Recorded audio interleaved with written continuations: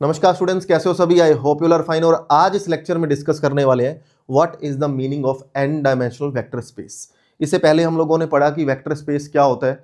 आज इस वीडियो में हम देखने वाले हैं कि वेक्टर स्पेस एन डायमेंशनली कैसे बनता है, where n can be any number, जहां से वो 1 भी हो सकता है, 2 भी हो सकता है। मतलब 1D वो किस तरीके से काम कर रहा है, 2D वो किस तरीके से काम कर रहा है, अप टू सो ऑन किस तरीके से वो काम कर रहा है। और पढ़ेंगे कि पॉइंट और एक्चुअल में वेक्टर के बीच में डिफरेंस क्या होता है। ये ना बेसिक सा पॉइंट है, बहुत से स्टूडेंट को समझ नहीं आता है कि कई बार वो पढ़ते हैं पोजीशन वेक्टर, कई बार वो पढ़ लेते हैं पॉइंट, कई बार वो पढ़ लेते हैं वेक्टर। क्या डिफरेंस है इनमें, कि एक्चुअल में पोजीशन वेक्टर और पॉइंट में कोई डिफरेंस भी है या नहीं है, उसके बारे में भी देखेंगे।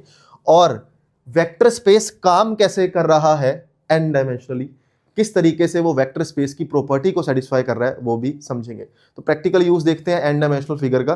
तो वेलकम टू गेट स्मैशर, मेरा नाम है अंकित रोड़ा। बिना किसी देरी के स्टार्ट करते हैं। देखो, सबसे पहली बात, हमें ये बेसिक डिफरेंस पता होना चाहिए कि what is the meaning of point and what is the meaning of position vector. देखो, बहुत बड़ा फ्लक्चुएट डिफरेंस नहीं है, बहुत बड़ा गैप नहीं है। एक माइनर सा अंडरस्टैंडिंग में आप कह सकते हो कि गैप निकल करके यहां पे आता है। क्या? देखो, सभी कहते हैं कि हर पॉइंट एक पोजीशन वेक्टर है, हर पोजीशन वेक्टर एक पॉइंट है। अगर आप उसको उस रिस्पेक्ट से, उस नजर से देखोगे जिस नजर से वेक्टर को देखा जाता है, तब तो वो उसको पोजीशन वेक्टर बोला जाएगा। कैसे? देखो, समझते हैं। मान लेते हैं कि मैं सिंपली 1 डायमेंशनल फिगर की बात कर रहा हूं। मैं किसकी बात कर रहा हूं? 1 डायमेंशनल फिगर की बात कर रहा हूं। और अगर मैं 1 डायमेंशनल फिगर की बात कर रहा हूं तो इसका मतलब मैं मेरे सिंपल रियल नंबर्स के बारे में बात कर रहा हूं। तो फॉर एग्जाम्पल, मैंने एक नंबर लाइन यहां पे शो कर दी। अब वो नंबर लाइन बहुत सारे पॉइंट्स को रिप्रेजेंट कर रही होगी। फॉर एग्जाम्पल, यहाँ 0 है, यहाँ पे 1 है, यहाँ पे 2 है, यहाँ पे 3 है, और चलता जा रहा है, अप टू सो ऑन चलता जा रहा है, इनफाइनाइट। और ऐसे ही नेगेटिव यहाँ पे चलता जा रहा है। अगर मैं आपको ऐसा बोल दूं ना कि ये कौन है, अगर मैं आपको ऐसा बोल दूं ये कौन है, तो आप क्या बोलोगे? ये एक पॉइंट है। कहां पे पॉइंट है? 0 से 2 यूनिट डिस्टेंस दूर पे एक पॉइंट है। तो दिस रेड डॉट, ध्यान से सुनना, this red dot is known as a point. इसको क्या बोला जाएगा? पॉइंट बोला जाएगा। हालांकि जब आप इसको 2D के अंदर लिखेंगे तो एक्स एक्सिस के अकॉर्डिंग इसको क्या बोला जाता है? 2,0 बोला जाता है। तो 1D के अंदर बात करते हैं, डॉट इज अ पॉइंट। अब ये जो 2 है, ये 1 डायमेंशनल फिगर के बारे में बात कर रहे हैं, ठीक है ना। लेकिन अगर मैं इसको दूसरे नजरिए से देखूं, मैं बोलूं कि इस 2 पे पहुंचने के लिए 0 के रिस्पेक्ट में, क्लियर, 0 के रिस्पेक्ट में इस 2 पे पहुंचने के लिए उसने कौन सा वे, कौन सा रास्ता कवर किया विद इट्स मैग्नीट्यूड। तो ये क्या बन जाएगा? इसका position vector with respect to 0 या विद रिस्पेक्ट टू ओरिजिन, अगर हम 2D की बात कर रहे हैं। तो कहने का मतलब क्या है? पॉइंट और पोजीशन वेक्टर में बिल्कुल माइनर सा डिफरेंस है, सिंपल सा डिफरेंस है। मैं आपको कह रहा हूं कि जिस पॉइंट पे आप स्टैंड कर रहे हो, जिस जगह पे आप, जिस पोजीशन पे आप स्टैंड कर रहे हो, एग्जैक्ट वर्ड, जिस पोजीशन पे आप स्टैंड कर रहे हो, that particular position is known as a point. अब वो 1D पॉइंट भी हो सकता है, 2D भी हो सकता है, 3D भी हो सकता है। लेकिन उस पोजीशन पे जाने के लिए आपने कौन सा रास्ता तय किया, ठीक है ना, हाउ यू मूव, ठीक है, किस तरीके से वहां पे हमने मूव किया उस पोजीशन पे स्टैंड होने के लिए, उस मैग्नीट्यूड के साथ साथ अगर डायरेक्शन भी नोट की गई तो उसको क्या बोला जाएगा? पोजीशन वेक्टर बोला जाएगा। जैसे देखो, 2D के अंदर भी यही गेम होती है। मान लो ये मेरी y एक्सिस है, this is my x axis, और मैंने बोला कि कोई पॉइंट यहां पे बैठा है, फॉर एग्जांपल 2 3, ठीक है ना, कोई पॉइंट यहां पे बैठा है 2 3। तो अगर मैं सिंपली बोलता हूं कि what is the position of A, तो इसका मतलब मैं पॉइंट के बारे में बात कर रहा हूं, ठीक है ना। What is the position of A, what is the position of A respect to origin is known as a position vector. मतलब मुझे पता है ए वहीं खड़ा है, लेकिन उस पोजीशन पे आने के लिए एक फिक्स डेस्टिनेशन से उसने कौन सा रास्ता तय किया, दैट रास्ता is known as a position vector. बोलते हैं ना, O A vector, O B vector, O C vector. इसका मतलब क्या होता है? हम विद रिस्पेक्ट टू ओरिजिन, यानी कि एक पॉइंट फिक्स कर दिया गया जिससे उससे उसके रास्ते की डायरेक्शन भी देखी गई, तो वो पॉइंट क्या बन गया? Position vector. हाँ, आप इस चीज को बड़े आराम से समझ सकते हो कि हर पॉइंट के पास उसका पोजीशन वेक्टर होगा, और हर पोजीशन वेक्टर किसी ना किसी पॉइंट को कंटेन कर रहा होगा, चाहे वो 1D हो, चाहे वो 2D हो, चाहे वो 3D हो, चाहे वो ND चला जाए, कोई फर्क यहाँ पे पड़ने वाला नहीं है। तो आई होप कि चीजें आपको समझ आ रही है। दूसरी इंपॉर्टेंट बात देखो, जब भी किसी भी वेक्टर को शो किया जाता है, जैसे अगर मैं इस वेक्टर को 2D के अंदर यहां पे शो करूं तो किस तरीके से शो किया जाता है कि मैं 2i कैप प्लस में 3j कैप की तरह शो कर रहा हूं, जहां पे i कैप किसको शो कर रहा है, i cap is a unit vector along the x axis और j cap is a unit vector along the y axis. और हम इस कंपोनेंट्स यानी कि ये पॉइंट जो मेरे पास बन रहे हैं वो किस तरीके से वेक्टर को बना करके जा रहे हैं, हम वेक्टर इस तरीके से लिखते हैं जहां पे i और j मेरे पास चल रहा है। अच्छा, एक बात सोचो कि अगर मैं 3D के अंदर यही काम करूं तो अगर मैं 3D के अंदर लिखूं तो क्या लिखा जाएगा, 2i cap plus 3j cap, मान लो something k cap 4k cap. तो अगर मैंने कोई पॉइंट देखा है विद रिस्पेक्ट टू 3D, मैंने कोई पॉइंट देखा with respect to 3D and that particular point is 2 3 4, तो मैं अगर उसका पोजीशन वेक्टर निकाल रहा हूं विद रिस्पेक्ट टू ओरिजिन, तो OA वेक्टर को किस तरीके से लिखा जाएगा, इस तरीके से लिखा जाएगा। OA वेक्टर को किस तरीके से लिखा जाएगा, इस तरीके से। तो ये 2D के अंदर हमने शो कर दिया, ये 3D के अंदर शो कर दिया, ठीक है। तो पॉइंट और पोजीशन वेक्टर में एक मेन डिफरेंस है कि यहां पे उसके रास्ते की डायरेक्शन भी देखी जा रही है, या आप कह सकते हो कि किस रिस्पेक्ट में उसकी पोजीशन के बारे में बात हो रही है। तो that position is known as the position vector. किस पॉइंट पे कोई आदमी खड़ा है, उस पॉइंट पे आने के लिए उसको जो रास्ता तय करना पड़ा, जो डायरेक्शन तय करनी पड़ी, that is the position vector. Now आज की वीडियो का सबसे इंपॉर्टेंट पार्ट, क्या होता है n dimensional vector space. Vector space तो हमने बेसिकली पढ़ लिया, लास्ट लेक्चर के अंदर अपन ने पढ़ा RR is a vector space, है ना, C over R is a vector space. ये वेक्टर स्पेस की सारी डेफिनेशन को कवर करके जा रहा है, चाहे वो इंटरनल आपके ऑपरेशंस हो, चाहे वो एक्सटर्नल ऑपरेशन हो। हाँ, ये भी पढ़ा था अपन ने, field over a field is also a vector space. अंदर वाली जो वैल्यू है या तो बाहर वाली के हमेशा इक्वल होगी या उसी का सबसेट निकल करके आएगी, पढ़ी थी प्रॉपर्टीज। अब बात करते हैं कि वेक्टर स्पेस बनता कैसे है। वेक्टर स्पेस बनाने से पहले मेरी शुरू में एक ही लाइन थी वेक्टर स्पेस में, देखो मेरे घर के अपने रूल है, आपके घर के अपने रूल है, मैं मेरे प्रोटोकॉल मेरे रूल्स के अकॉर्डिंग मेरा स्पेस बना रहा हूं, मेरा घर है। तो ऐसे ही हर वेक्टर स्पेस के अपने रूल हैं। कैसे कैसे रूल है, उन्हीं को आपके 2D space, 3D space and n space बोला जाता है। समझते हैं थोड़े से इजी तरीके से। देखो ये बहुत हैवी टॉपिक्स नहीं है, लेकिन अगर आप इसको लॉजिकली समझोगे, एक दो बार वीडियोस को देखोगे, क्योंकि वेक्टर स्पेस आपको पता है थोड़ा सा थ्योरेटिकल पार्ट में एंटर कर जाता है अलजेब्रा, तो अपने को बहुत ज़्यादा डीप में या एक ही लेक्चर को 2-3 बार देखने की भी नीड पड़ सकती है। बट जितना ईजी एक्सप्लेन मैं कर पाऊंगा, है ना, उतना ईजी हम यहाँ पे करने अंडरस्टैंड करने की कोशिश करेंगे। तो सबसे पहला पॉइंट मेरे पास निकल करके आता है, what is the meaning of Euclidean one space. क्या होता है R, अकेला R क्या होता है? वो कहता है the set of all real numbers. अगर मैं सारे रियल नंबर्स के बारे में बात कर रहा हूं, ठीक है, ऑब्वियस सी बात है, उससे एक नंबर लाइन बनेगी, यूक्लिड लाइन बोल रहा है उसको। तो वो जो भी स्पेस बनाएंगे वो सारा स्पेस क्या होगा, यूक्लिड वन स्पेस बोला जाएगा। जैसे कि अगर मैं 1D की बात कर रहा हूं तो ऑब्वियस सी बात है, यहां पे मैं नंबर लाइन को शो कर रहा हूंगा और यहां मेरा 0 बैठा होगा। तो अगर मैं यहां से 1 2 3, ठीक है ना, 1 2 और 3, और ऐसे ही नेगेटिव में भी -1 -2 एंड -3 चलता जा रहा है। हमने क्या पढ़ा, स्पेस क्या होता है, जो वेक्टर्स आपस में स्पेस बनाते हैं that is known as a vector space. वो 1D भी हो सकता है, 2D भी, 3D भी एंड ND भी। तो 1D के बारे में पढ़ते हैं। देखो अगर मैं इस डायग्राम को थोड़ा सा ऑब्जर्व करूं, मैं बोलूं इस 1 का पोजीशन वेक्टर कौन होगा, ये होगा। इस 2 का पोजीशन वेक्टर कौन होगा, आप कहोगे सर ये होगा, ठीक है ना। इस 3 का पोजीशन वेक्टर कौन होगा, इस 3 का पोजीशन वेक्टर कौन होगा, इस 3 का पोजीशन वेक्टर ये होगा। तो इसका मतलब 1D के अंदर जितने भी वेक्टर्स बन रहे हैं, 1D के अंदर रियल नंबर के लिए, हर रियल नंबर के लिए जितने भी वेक्टर बन रहे हैं, उस लाइन पे आप रियल लाइन बोल दो या यूक्लिड लाइन बोल दो, एक ही बात है, उसको क्या बोला जाएगा, यूक्लिड वन स्पेस बोला जाएगा, जिसको हम सिंपली R से भी डिनोट कर देते हैं। बेसिकली सारे नंबर्स आपस में जो है ना वो वेक्टर स्पेस बना के जाते हैं। तो 1D के अंदर जितने भी नंबर्स आपस में स्पेस बना रहे हैं, अपना खुद का एक स्पेस क्रिएट कर रहे हैं, that particular space is known as the Euclid one space. Clear? Now आप इसको सिंपली 1D 2D 3D भी कर सकते हो, अंडरस्टैंड, बट हम लोग रियल नंबर से वेक्टर्स पे जंप कर रहे हैं ना, तो उसको वेक्टर्स की लैंग्वेज के अंदर पढ़ेंगे, है ना, वही रूल्स हैं same. Now what is the meaning of R2? आप R2 को इस तरीके से भी दिखा सकते हो, इस तरीके से भी दिखा सकते हो, ठीक है। R2 Euclid 2 space, 2 dimensional space. देखो सिंपल सा लॉजिक है, जब मैं 2D की बात करूंगा, जब मैं 2 डायमेंशनल फिगर की बात करूंगा, तो ऑब्वियस ही बात है मेरे पास क्या आने वाला है, एक ऐसा पॉइंट आने वाला है जिसमें x और y दोनों की वैल्यू वो कंटेन करके जाएगा, कोई भी पॉइंट हो सकता है किसी भी तरीके का, है ना। क्या कह रहा था, set of all ordered pairs, the set of all ordered pairs of a real number is called as the Euclid 2 space.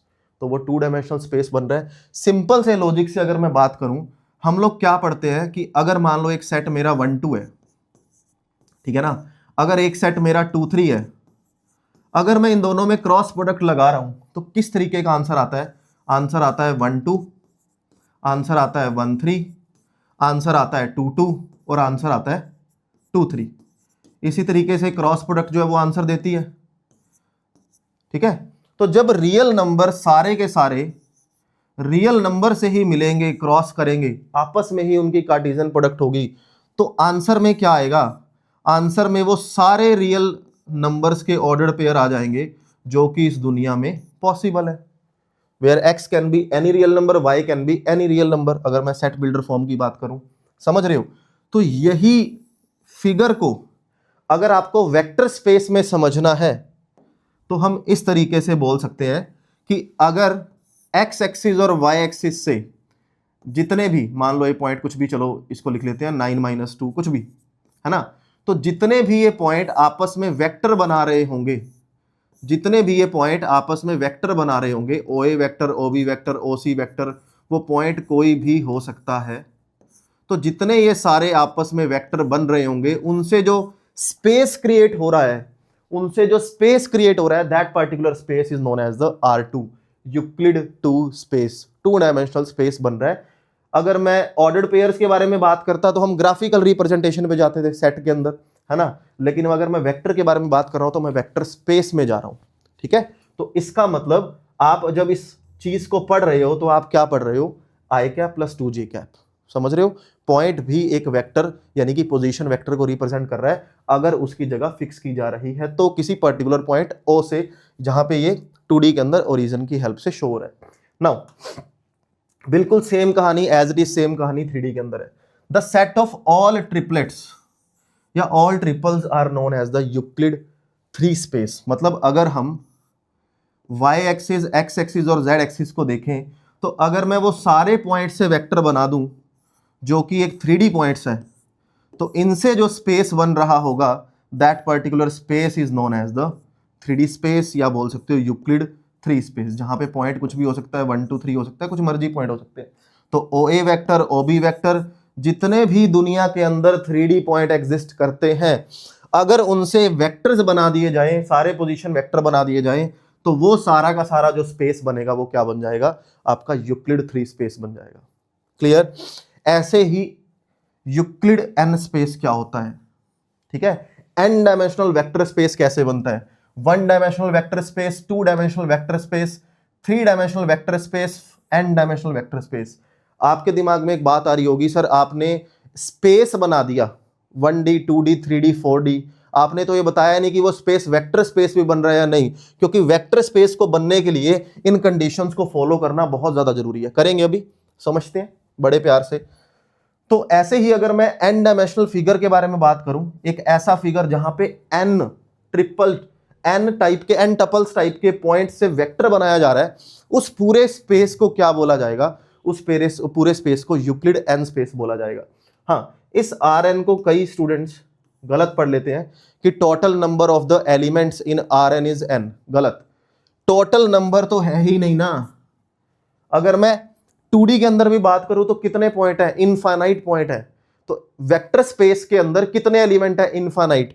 ये n शो कर रहा है कि वो पॉइंट, वो वेक्टर स्पेस आप किस डायमेंशन में बना रहे हो। आप 1D के अंदर बना रहे हो, वहां भी इनफाइनाइट पॉइंट बैठे हैं, यहां भी इनफाइनाइट पॉइंट बैठे हैं, 2D के अंदर, 3D के अंदर भी इनफाइनाइट पॉइंट बैठे हैं, तो Rn के अंदर भी तो इनफाइनाइट पॉइंट बैठे होंगे। बस फर्क क्या होगा, ए आई कैप, अगर हम रिप्रेजेंट करें इसको किसी भी लेटर से, मान लो A E cap plus B E cap, ठीक है, चलता जाएगा, कितने टाइम चलता जाएगा, एन टाइम।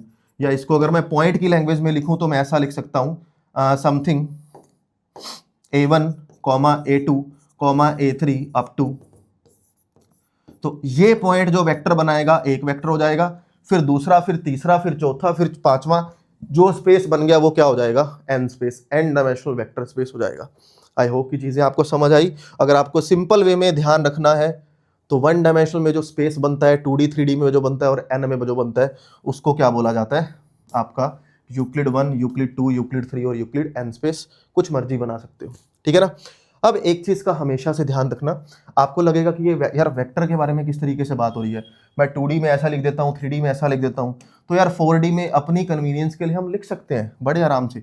अगर मैं किसी पॉइंट को 4D के अंदर शो कर रहा हूँ, मान लो कोई मेरा पॉइंट ये बैठा है, तो कैसे रिप्रेजेंट करूंगा मैं इसको, इसके पोजीशन वेक्टर को 2 आई कैप, 4 जे कैप, 5 के कैप एंड 6 क्या।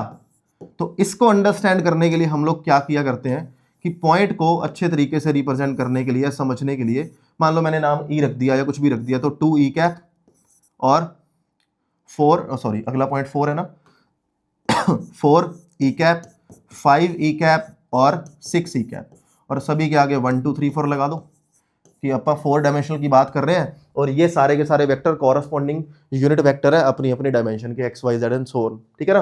तो ये चीजें आपको समझ आ रही होंगी। पॉइंट और वेक्टर के बीच में डिफरेंस क्या होता है, पोजीशन वेक्टर के बीच में, और ये स्पेस किस तरीके से बनता है। अब एक्चुअली में स्पेस काम किस तरीके से करता है, हाउ वेक्टर स्पेस वर्क, कैसे काम कर रहा है। आप अगर इस टॉपिक को थोड़ा सा फील करोगे और पिछले लेक्चर से आप कनेक्ट करोगे, हमने पढ़ा था वेक्टर स्पेस वो स्पेस है जो अपने बाइनरी ऑपरेशन के लिए ये इंटरनल ऑपरेशन लेकर के जा रहा है और ये एक्सटर्नल ऑपरेशन लेकर के जा रहा है। जहां पे हमने ये भी पढ़ा था कि field over a field is always a vector space, R over a R is always a vector space, C over a R is always a vector space, पढ़ा था। तो अगर आप ध्यान से देखो ये क्या है यार, ये आर स्क्वायर ही तो है, ये रियल नंबर ही तो है, बस फर्क क्या है, पहले वाला रियल नंबर का सेट शो कर रहा है वेक्टर्स को, दूसरे वाला अंदर वाला रियल शो कर रहा है नंबर्स को। Field will work on scalar quantity, R बाहर वाला बैठा हुआ, we will work on vector quantity. यहां बाहर वेक्टर क्वांटिटी की बात हो रही है, अंदर स्केलर की बात हो रही है।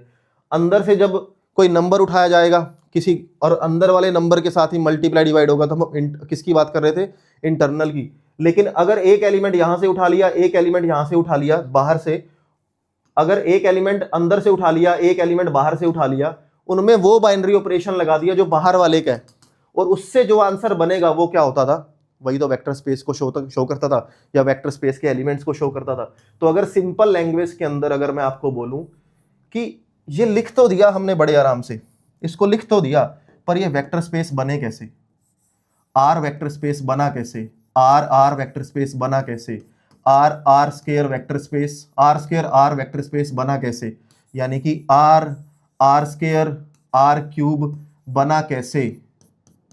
क्योंकि मैंने आपको एक चीज पढ़ाई थी कि जब भी वेक्टर स्पेस बनता है उसके लिए हमें एक फील्ड की जरूरत होती है, और मैंने रिमार्क के अंदर एक पॉइंट भी बताया था कि वेक्टर स्पेस को आप इस तरीके से लिखने की बजाय इस तरीके से भी लिख सकते हो, ओनली अंडरस्टैंड करने के लिए। v ओवर f पूरा बोलने की जरूरत नहीं है कि v is a vector space over f, सीधा v भी बोल सकते हो, पढ़ा था। तो उसका भी तो कुछ मतलब होगा ना, उसका मतलब यहां समझ आएगा आपको कि जब ये बात कर रहा है ना R2 R3 की, तो किसी की तो हेल्प ले रहा होगा ना। अगर कुछ भी गिवन नहीं है तो इसका मतलब अंडरस्टूड वो किसकी हेल्प ले रहा है, वो सारे रियल नंबर की हेल्प ले रहा है as a field. R cube वो सारे रियल नंबर की हेल्प ले रहा है एज अ फील्ड। अगर वो किसी सेट ए के ऊपर काम करता, जैसे कि 1 2 3, इस फील्ड की हेल्प लेता, तो वो लिखता इसको सॉरी, वो इसको लिखता। अगर नहीं लिखा हुआ, इसका मतलब वो सारे रियल नंबर को अंडरस्टूड होकर के फील्ड की हेल्प में ले रहा है, फील्ड के तौर पे ले रहा है। आई होप की चीजें समझ आ रही हैं। तो इसका मतलब और इसका मतलब बिल्कुल सेम है, कोई डिफरेंस नहीं है यहाँ पे। तो पहली चीज तो आपको ये समझनी पड़ेगी। अब उसके बाद देखो यहां पे हमें पता है इन सब को वेक्टर स्पेस बनने के लिए, मान लो इसका एग्जांपल लेते हैं, इन सब को वेक्टर स्पेस बनने के लिए इन सारी कंडीशन से गुजरना पड़ेगा। हमने पढ़ा था कि इंटरनल ऑपरेशन जब दो वेक्टर के अंदर एडिशन की जाएगी कुछ इस तरीके से प्रॉपर्टी होंगी। हालांकि मैं इसको डिटेल में नहीं बता रहा क्योंकि लास्ट टू लास्ट लेक्चर में अपन ने कवर कर लिया। जिसने नहीं देखे टॉपिक स्टार्टिंग से कवर करो, क्योंकि ये सीरीज ही ऐसी है, ये प्लेलिस्ट ही ऐसी है, आपको बिल्कुल बेसिक से बाइनरी ऑपरेशन से स्टार्ट करना पड़ेगा। तो ये सारे ऑपरेशन इंटरनल है, इनको उसको फॉलो करना पड़ेगा हर वेक्टर को, क्योंकि यूवीडब्ल्यू की जब बात करते थे हम सारे वेक्टर्स की बात करते थे, जब एबीसी की बात करते थे अपन फील्ड की बात करते थे। तो यहां पे ना मैं एक इस एग्जांपल से आपको समझा देता हूं कि एक्चुअली में ये वेक्टर स्पेस बना कैसे। आर तो आपको समझ आ ही रहा होगा क्यों बना, field over a field is a vector space, last lecture में पढ़ा। मान लो आर क्यूब ओवर आर है, इसके बारे में बात कर रहे हैं। तो थोड़ा सा अगर आप ध्यान से समझोगे, बाहर वाला जो सेट बैठा होगा वो किसको रिप्रेजेंट कर रहा होगा, वो वेक्टर को रिप्रेजेंट कर रहा होगा। क्योंकि पावर 3 है, क्योंकि 3 रिप्रेजेंट कर रहा है 3D को, तो 3D पॉइंट्स के बारे में बात हो रही है in the form of vector. ये किसको रिप्रेजेंट कर रहा है, फील्ड को। V काम करता है, बाहर वाला सेट काम करता है वेक्टर्स के तौर पे, और F अंदर वाला सेट काम करता है फील्ड के तौर पे, यानी कि स्केलर्स के तौर पे। क्लियर बात है एकदम। तो अगर मैं बाहर वाले R क्यूब की बात कर रहा हूं कि ये प्लस और डॉट पे कैसे काम कर रहा होगा, और अंदर वाले R की बात कर रहा हूं कि वो प्लस और डॉट पे कैसे काम कर रहा होगा, दोनों में फर्क होना चाहिए। ठीक है ना, दोनों में फर्क होना चाहिए, आपको समझ आएंगी चीजें बड़े प्यार से। मान लो मैंने एक एलिमेंट उठा लिया यहां से, मैंने क्या किया, एक एलिमेंट उठा लिया यहां से, उठाया जी। मान लो एक एलिमेंट अपन ने उठा लिया समथिंग, नंबर्स की फॉर्म में लेते हैं जल्दी समझ आएगा, 2, 3 और 4। ये मैंने पॉइंट उठाया, क्योंकि वो 3D है तो मैं इसी तरीके से उठाऊंगा। आपको वेक्टर की फॉर्म में लिखना तो 2i कैप 3j कैप जिस तरीके से भी लिख सकते हो। ये उठाया अपन ने, तो 2i कैप 3j कैप और 4k कैप उठा लिया। अब जब मैं एक और एलिमेंट इसी सेट से पिक करूंगा, मान लो i कैप माइनस का j कैप प्लस का 2k कैप, जब मैं एलिमेंट्स उठाऊंगा यूवी बाहर वाले सेट से और प्लस करूंगा, कॉम्बिनेटिव आना चाहिए, चलो अलग है, प्लस करूंगा तो मेरे पास क्या होना चाहिए, वापस से वो उसी वेक्टर स्पेस का बनना चाहिए, इंटरनल ऑपरेशन होना चाहिए। ये दो एलिमेंट कहां से उठाए गए हैं, ये दो एलिमेंट इस वेक्टर स्पेस से उठाए गए हैं। तो जब मैं इन दोनों को ऐड करूंगा तो 2i प्लस में i that is 3i cap, 3j minus में j that is 2j cap, और 4k प्लस में 2k कैप यानी कि 6k कैप। अरे तो वापस से आंसर ये जो जिसमें बना, ये आंसर भी किस में बिलोंग कर रहा है, ये आंसर भी तो आर क्यूब के अंदर ही बिलोंग कर रहा है। ये आंसर भी तो किस में बिलोंग कर रहा है, आर क्यूब। ये आंसर भी तो वेक्टर को ही शो कर रहा है ना। तो जब मैंने दो एलिमेंट उठाए पहले बाहर वाले सेट से, वो वापस उसी सेट के अंदर आ गए, वेक्टर स्पेस में आ गए। इसका मेरा मतलब क्या है कि प्लस मेरा काम कर रहा है एज अ इंटरनल ऑपरेशन। अब सभी कंडीशन सेटिस्फाई होंगी, ठीक है ना। मैं समझा रहा हूं कि एक्चुअली में बना कैसे, कैसे इन प्रॉपर्टीज को सेटिस्फाई करके स्पेस को हम लोगों ने वेक्टर स्पेस बोला। अच्छा, फिर एक चीज हमने पढ़ी थी कि यार स्केलर मल्टीप्लिकेशन एक्सटर्नल ऑपरेशंस की तो वो बात कर रहा था। जब एक एलिमेंट यहां से उठेगा, एक एलिमेंट वहां से उठेगा, आंसर फिर कहां से आएगा, बाहर से आएगा। देखो कैसे, जैसे कि मान लेते हैं मैंने एक एलिमेंट उठाया यहां से, और मैंने एलिमेंट उठा लिया i कैप प्लस में 2j कैप प्लस में 3k कैप, ठीक है जी। और एक एलिमेंट उठा लिया इससे, ये किसको रिप्रेजेंट कर रहा है, फील्ड को। फील्ड से कौन आएगा, नंबर। दोनों में क्या लगा दिया, डॉट, ठीक है ना, डॉट कर दिया। आंसर बाहर क्या आया, 2i कैप प्लस में 4j कैप प्लस में 6k कैप। ध्यान से देखो, मैंने एक एलिमेंट उठाया फील्ड का, नंबर ABCD, एक एलिमेंट उठाया वेक्टर का। जब उनकी डॉट करी, आंसर किस में आ गया, वेक्टर में। तो सारी कंडीशन को सेटिस्फाई करेगा, ये हम कर चुके हैं पहले। बट जब आपका प्लस सारी कंडीशन को फॉलो कर रहा है, हर वेक्टर के एलिमेंट के लिए, 3D वेक्टर के एलिमेंट के लिए, और हर एक स्केलर क्वांटिटी जब वेक्टर के साथ कंपोजिशन बनाएगी, यानी कि चाहे मल्टीप्लाई एडिशन, जो भी हमने यहाँ पे प्रॉपर्टीज पढ़ी, और वो आंसर हमेशा किस में आएगा, वेक्टर में, तो वो एज अ क्या काम कर रहा है, एक्सटर्नल ऑपरेशन काम कर रहा है। एक्सटर्नल ऑपरेशन की डेफिनेशन क्या पड़ी थी, एक एलिमेंट यहाँ से उठाया गया बाहर से, एक एलिमेंट अंदर वाले फील्ड से ऑपरेट किया गया, वापस से इसी वेक्टर स्पेस, इसी बाहर वाले सेट का एलिमेंट बनना चाहिए, ऑपरेशन भी इसी का था। और दूसरा हमने इंटरनल को क्या पढ़ा था, जब दोनों तीनों इधर से उठाए जा रहे हैं तो आंसर भी इसी में से आएगा। सारी प्रॉपर्टीज को वो सेटिस्फाई कर रहा है। हालांकि एक एग्जांपल में हम और अच्छे से पढ़ेंगे नेक्स्ट वीडियो में कि कैसे वेक्टर स्पेस बन सकता है, एक एग्जांपल से और इलेबरेट करेंगे इस टॉपिक को। आई होप कि चीज़ें आपको बड़े प्यार से समझ आ रही होंगी। अगली वीडियो के अंदर मिलेंगे। अगर आप ये चीज़ें समझ रहे हो, सारी चीज़ें, सारी डेफिनेशंस को कवर अप कर रहे हो, तो मेरी तरफ से बेस्ट सजेशन हर वीडियो में यही है कि टॉपिक को कम से कम 2 या 3 बार आपको देखना है, क्योंकि टॉपिक ही कुछ ऐसे हैं, और स्टार्टिंग से कवर अप करना है, बीच में से कोई भी लेक्चर कवर अप नहीं करना। तो मिलते हैं अगली वीडियो के अंदर, कुछ नया सीखेंगे। Have a good day to all of you, bye bye.